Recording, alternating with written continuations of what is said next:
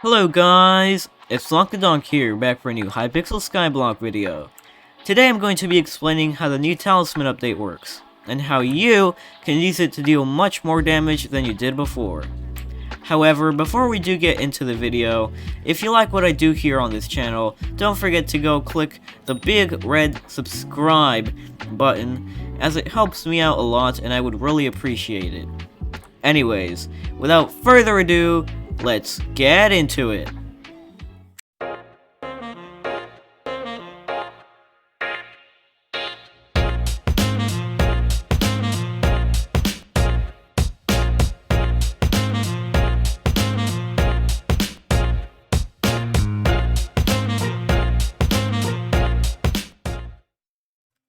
Okay, so for the people that don't already know, the new Talisman update was introduced with the Crimson Isle update replacing Reforging.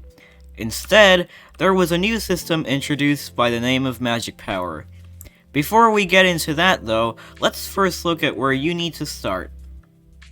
Alright, so inside this building right in front of me is where all the bells and whistles are.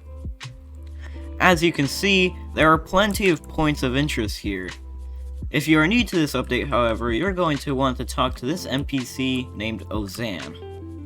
Inside their menu, Ozan will refund you for any talisman that you previously reforged.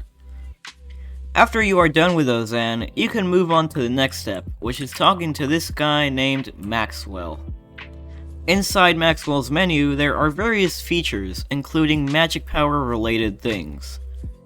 But Lonk, what in the world is magic power in the first place? Well, magic power is basically points you get from your ownership of talismans. The more talismans you have, the more magic power you get. The amount of magic power you get per talisman is dictated by the rarity of each talisman you have. You can look at the value of each rarity in the Maxwell menu. This also means recombing talismans is still a thing, which kind of sucks. Anyways, magic points are used for powers and stat points. Stat points are basically points you can allocate to certain stats in the game as a bonus, like strength or crit damage. You get 1 stat point for every 10 magic power. Powers I will explain more in depth later. If you want an exact formula on how magic power works, you can talk to this NPC out the back that gives you it. Finally, the last point of interest here is this NPC named Jacobus, which basically sells you extra accessory bag slots. Neat, right? Okay, so now that you know how magic power works, let's get into how you can apply this into dealing more damage.